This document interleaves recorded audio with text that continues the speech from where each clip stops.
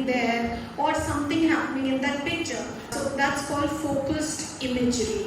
आते हैं, लेबलिंग अच्छी करे ना करे पर उनकी ड्राइंग बड़ी अच्छी होती है. Now if you look at the instructional pedagogy to be used by the teachers for students who are high on spatial intelligence, number one, you can do or make them do a lot of mind maps.